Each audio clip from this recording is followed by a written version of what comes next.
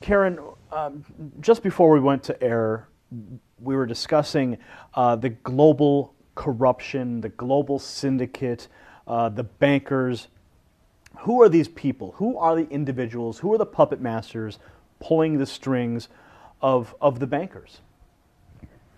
Well, Because you had mentioned the yes. Jesuits in a previous interview, so I'm intrigued as to know where is the connection to the Jesuit order, as well as in through the Vatican and beyond. There's many secret societies in the world. Many people speak of the Illuminati and the Masonic orders, the Order of the Garter. Many of these super elite organizations that operate in secrecy. So I know I've named a few already, but if you could help us elaborate on these points, who are the people pulling the strings?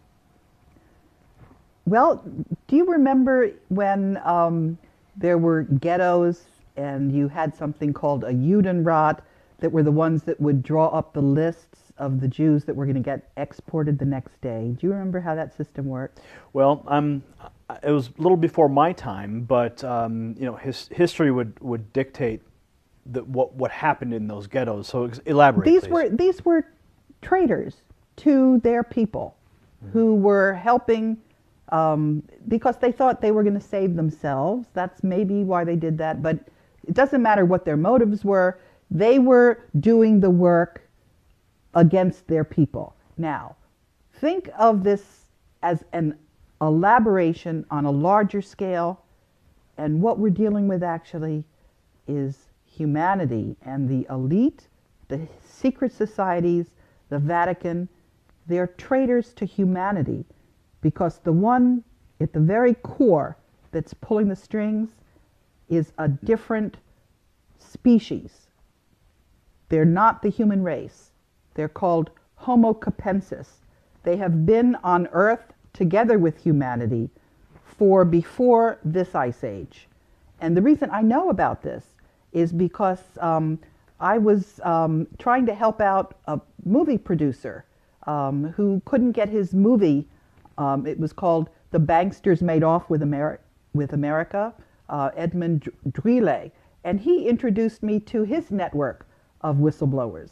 One of the people in that network is a neurologist who went to Yale Medical School and was retired, and he was trying to find out what was at the very core of all of this corruption. And so you mentioned this species, an additional species of humans, or no, they're not humans. They are so distinct from humans that if they were to mate with humans, their offspring would not be fertile. Now, are you speaking of the biblical Nephilim is an entity that people have discussed and tried to understand for millennia, and that is the race of offspring of humans and the fallen angels from. No, these are not angels. These are not spiritual. Well, the Nephilim themselves were the offspring of the fallen angels and humanity. Is this the same They species? are not fallen angels. Mm-hmm. They are critters. People who I am getting emails from saw them the day before. They look just like human beings, except they have these big skulls. And that is why in the Vatican, you see these crazy meters, is what they're called. And that's why the very first Jew, Moses, wore one of those things, because he was one of those Homo Capensis as well. We have DNA samples of them. And the reason we know this is because it was in the papyri of one of the pyramids. I found this out from from the internet. But what is really remarkable, actually, is that we have had so much evidence, and we haven't had any studies into it. If you look at the archaeology, there is a civilization off the coast, because the sea level has risen by 400 meters. But what do we know about this ancient pre-Ice Age civilization? We do have a map that's left over from there, because it shows the coastline of Antarctica before the ice froze on it. and it's following that landmass perfectly. So what we have is we have evidence. There's also evidence in South Africa. There are a lot of these skulls that you find, and what You're speaking of the elongated skulls that have been found in graves, and even some of the skeletons found with these are in fact giant people. that is something different. No, I'm not talking about that. I am talking about a large skull. The elongated skull, the elongated cranium. Some are in Peru, some are elongated. But in other places, they're just round like pumpkins. And the individuals that were seen in Egypt, I've seen drawings of what their skulls looked like. It was just massive, much larger than human being skulls. And also, you know, in a human skull, there's something they call the parietal, where it's in 3 different segments. This critter doesn't have those separations. It's just so you're saying that this specific species of individuals is occupying the Vatican and functioning through the Jesuit order? Yes, but they're also working in the banks in Portugal, because one of the people who saw this, you know, in Saturday Night Live, there was a broadcast of something called the Coneheads. Mm. So that's a slang word for them, although my mother refers to them as the boneheads. But they're alive and running around and doing all kinds of mischief. Now, some people might find the information that you're presenting right now to be completely, some people might say it's completely crazy. What do you say to those people who are watching this right now going, I don't believe a word of it? I would say you need to read the articles that Ed Spencer has sent me. You need to look at the skulls in the museums. You need to read the DNA studies. And you need also to think about what kind of motive the human beings might have for being traitors to their species. Why would they do this? Why would we have a banking system where all the money ends up going to the Vatican and people run around starving?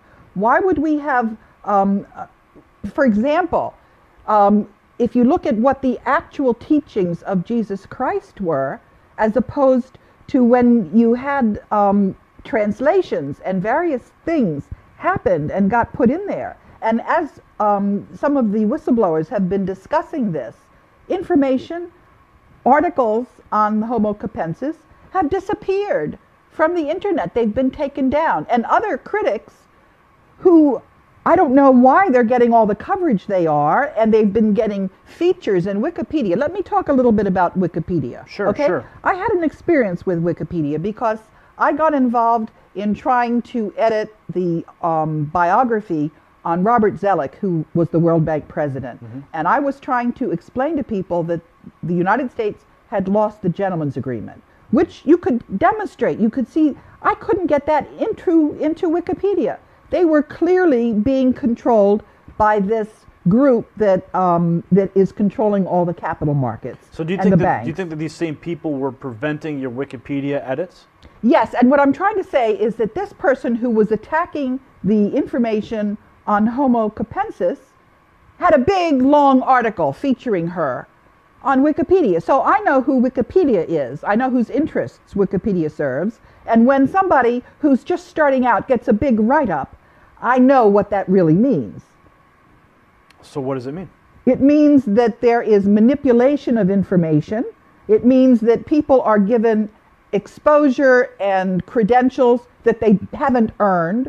You know, some people have said, I obviously have to be a disinformation expert because I'm getting press coverage. I can show you all of the effort that I took to get exposure and for people to vet my story. And that's there. I'm simply getting exposure. What do you say to those people who would call you a disinformation agent who has been putting out information to confuse people or to misdirect people?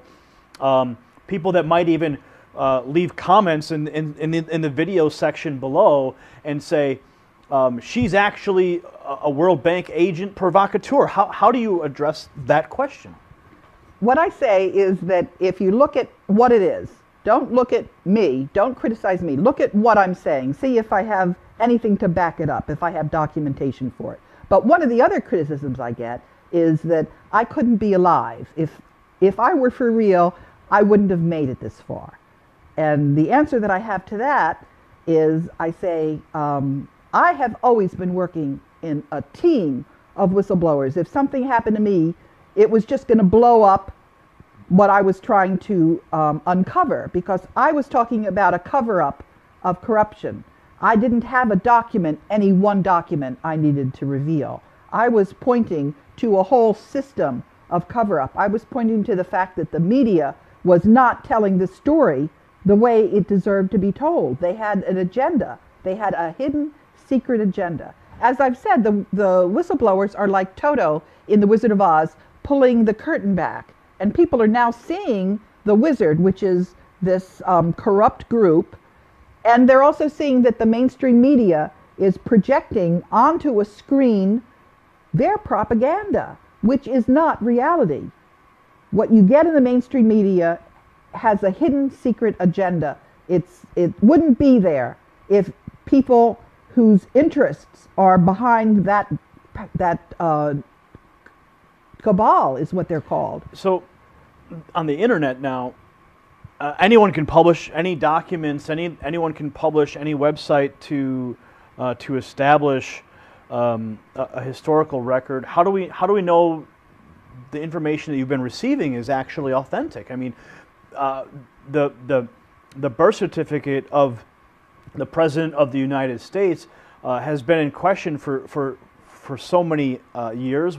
Even when it was released, the most recent official one was released, they found multiple layers in the birth certificate. So what's to say that information that you've been receiving hasn't been doctored by another agency or another entity to provide you with information that could misdirect? Because if they see perhaps that you're out there speaking these things, that people are going to believe you because of what you say, but they may be feeding you wrong information. Is there any possibility that could be true? Well, as for the storyline that I have, I can give a very detailed chronology showing at any given stage what I was revealing, who I was revealing it to. It's very compelling. That's not something that can be doctored. That is absolutely, it's just, it's there for anybody to read. And so that's, if anybody is saying, am I for real? Yeah, I'm for real. Now, am I doing a good enough job on the information that I'm getting from other whistleblowers? Sometimes I'm doing a lousy job. So I got snookered on a story about a planet that was Nibiru. I got really snookered. And what was really interesting there, I learned a lot, was I tried to correct the information. And every time I corrected the information, it was taken down from the internet. So I learned that you have to be really a little careful about information and vetting it. Well, certainly practicing discernment in everything we do is something that must be practiced, especially when we're handed documentation that can make certain claims, and of course vetting the documents themselves. So back to the topic at hand, and the global cabal of puppet masters who are pulling the strings of the international elite and the banksters. I had mentioned the Illuminati and the Masons, and I mentioned the Order of the Garter and these super secret organizations. But you take it all back to the Vatican. You take it all right back to those this species of people. If I could provide a little bit of historical perspective for a moment, when the Illuminati was supposedly disbanded, some people believe that it just didn't disappear; it went underground, and it simply spread itself out.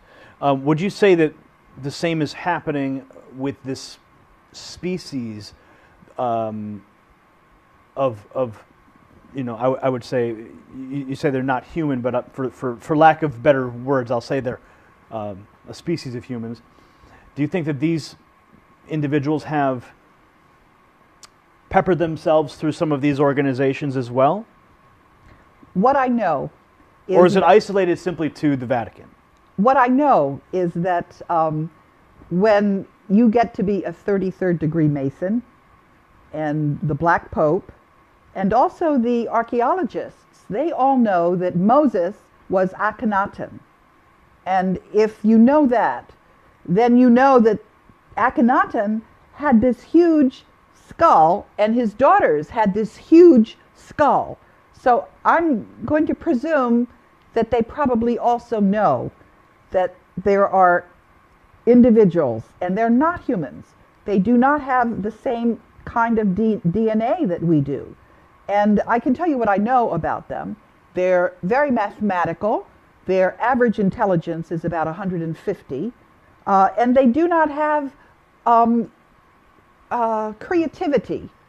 They're not emotional. And the other thing is that in the process of working with all of these whistleblowers, I've learned a lot about the strengths of Homo sapiens, because we're not giving each other salaries, we're not giving each other honors, we're not giving each other anything other than additional hard work. But we also know who we're working for. We're working for all of humanity. So I have to ask this question, because some of the viewers who are watching right now are going, they're talking about another species with an elongated skull. You mentioned the high intelligence, the lack of creativity, and it's going to be hard for people to grasp that reality. And of course, everyone has to do their own homework to discover these things. But given your whistleblower status with the World Bank, do you think that by promoting or discussing these types of theories hurts your credibility and all in the minds of some of the people who may have first heard of you through the whistleblower status at the World Bank? I'll tell you what, I've gotten a fair amount of feedback like that. And I'll tell you what I say to these people. I say that it has been an incredible experience to have made it this far. And the number one thing that I've learned in that process is to trust my own intuition, because that has really served me very well. And my intuition is telling me that this is the time to tell people this.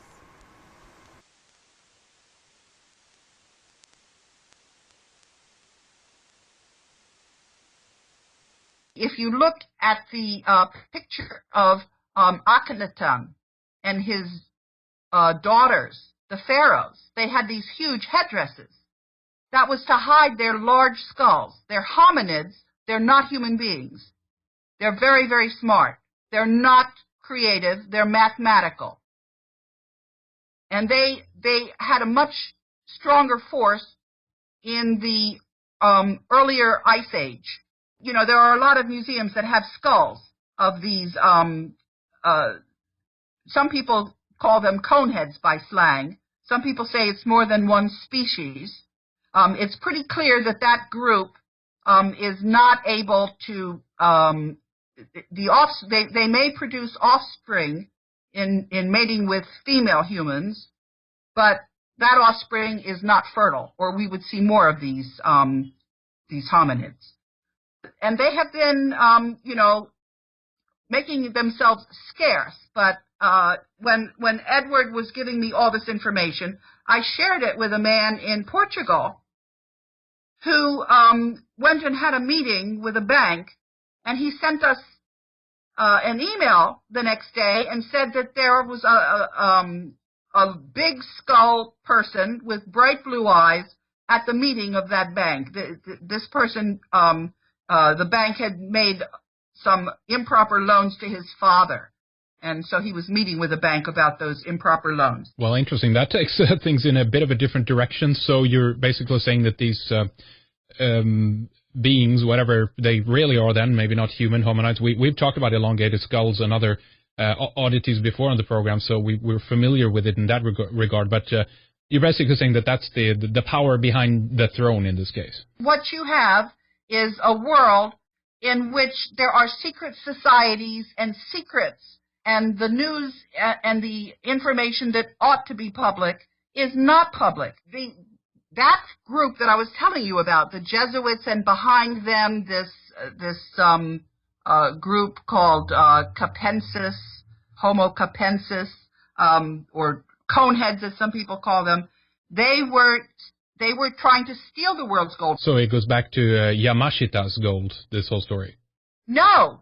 Yes, that's part of it. It starts off with Solomon, and then you get the Aztecs and the Incas and the Pharaoh's gold, and you then get all of the gold that Yamashita had. It's more gold than you know about.